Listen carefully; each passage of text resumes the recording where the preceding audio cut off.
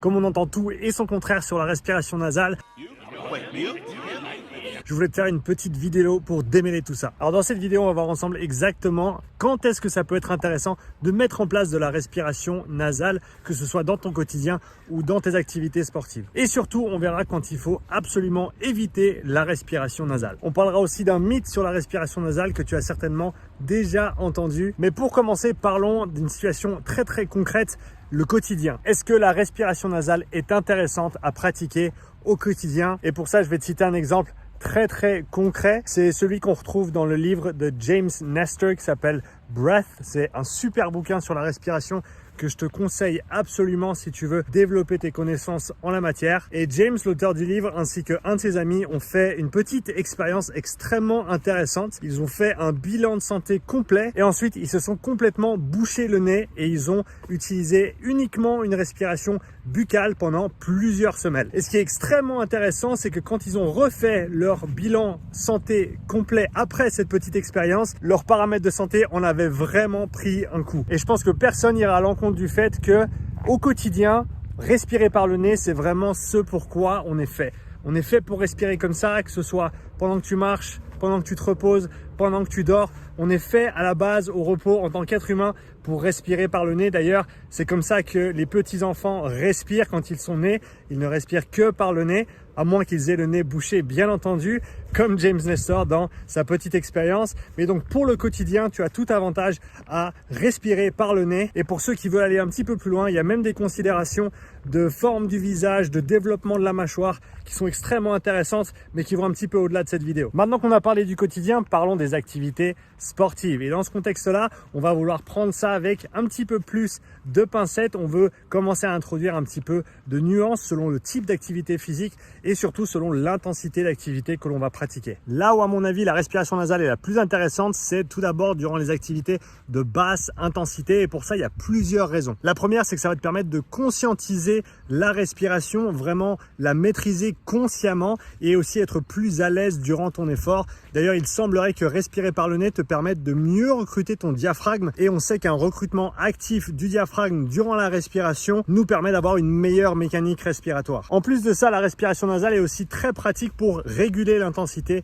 de tes efforts. En effet, tu peux utiliser la respiration nasale pour t'assurer que tu restes à basse intensité durant tes séances d'endurance fondamentale. Donc tant que tu peux respirer aisément par le nez, il y a de bonnes chances que tu sois dans ta zone 2 ou à basse intensité. On sait aussi que respirer par le nez avec la bouche fermée, ça te permet d'avoir une meilleure rétention de l'humidité dans la bouche. Tu verras que ta bouche se dessèche beaucoup moins vite lorsque tu respires par le nez que si tu respires avec la bouche ouverte. Et finalement, on sait qu'en respirant par le nez, tu vas sécréter de l'oxyde nitrique. L'oxyde nitrique qui est un gaz qui va avoir un effet bronchodilatateur, c'est-à-dire qu'il va t'aider à ouvrir les bronches pour mieux respirer. Si tu veux bien ouvrir les tuyaux, ouvrir les vannes pour te permettre de faire passer plus d'air dans les poumons et ainsi de mieux respirer. Bon mais Sean, moi on m'avait dit que si je respirais par le nez, j'allais sécréter de l'oxyde nitrique, et cet oxyde nitrique, il allait pouvoir ouvrir mes vaisseaux sanguins, vasodilater mes artères pour faire passer plus de sang et booster mes performances en endurance. Si tu as déjà entendu ça, c'est un mythe assez commun autour de la respiration nasale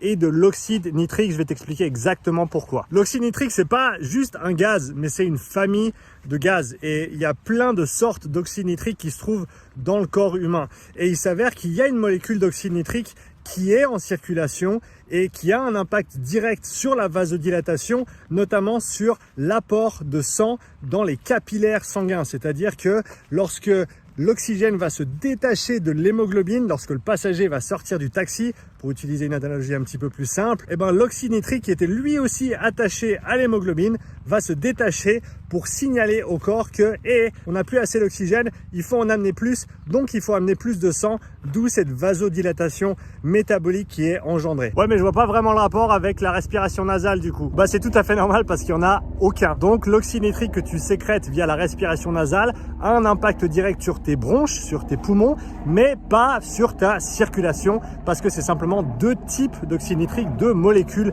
différentes. On sait maintenant qu'il est intéressant de respirer par le nez durant tes activités de basse intensité et durant tes activités au quotidien également. Mais dans quelle situation est-ce qu'il faut absolument éviter la respiration nasale? Avant de voir ça ensemble, je te rappelle que ce jeudi 15 février à 19 h, j'organise une conférence respiratoire gratuite où je vais te partager toutes les leçons que j'ai apprises ces dernières années pour améliorer ton contrôle respiratoire et de passer un cap dans tes compétences et tes connaissances respiratoires sans matériel et sans avoir besoin de comprendre toutes les complexités du système respiratoire. Quand est-ce qu'il faut éviter d'utiliser la respiration nasale? Et pour comprendre ça, je veux que tu imagines une maison en feu. C'est vraiment la catastrophe. Il y a des flammes de 10 mètres de haut. Bien entendu, les pompiers ont été appelés. Mais lorsqu'ils arrivent sur place, au lieu des gros tuyaux qu'ils ont l'habitude d'amener pour éteindre le feu, eh ben, ils ont simplement amené une paille. What? Ils ont cru que c'était l'apéro les pompiers ou quoi? Mais la paille, elle a beau faire 30 mètres de long, eh ben le diamètre ne va pas suffire pour faire passer assez d'eau pour éteindre les flammes et sauver l'immeuble en feu. Et c'est exactement la même chose avec la respiration nasale et les efforts intenses. C'est-à-dire que lorsque tu effectues un effort de haute intensité et que tu dois te débarrasser de beaucoup de CO2, que tu dois vraiment ventiler des volumes d'air importants, eh ben le canal nasal est tellement petit comparé à celui de la bouche que dans ces situations-là, ça devient contre-productif de respirer par le nez. Et pour ceux qui pensent que respirer par le nez à haute intensité, c'est une bonne idée parce que c'est une forme d'entraînement respiratoire, il est important de savoir que toute pratique respiratoire durant un effort physique, durant un entraînement, va avoir un impact négatif sur la qualité de ta séance et potentiellement sur la fatigue engendrée par cette séance. Donc si tu décides d'utiliser certaines méthodes d'entraînement respiratoire durant tes entraînements, sache simplement que tu ne peux pas le faire gratuitement. Pour ce qui est de la respiration nasale au quotidien et dans tes activités de basse intensité, il y a une technique respiratoire qui s'y prête extrêmement bien et je t'en parle dans cette vidéo juste ici. Merci pour ton attention et si tu veux me revoir dans les prochaines vidéos de Sean, n'hésite pas à le mettre en commentaire.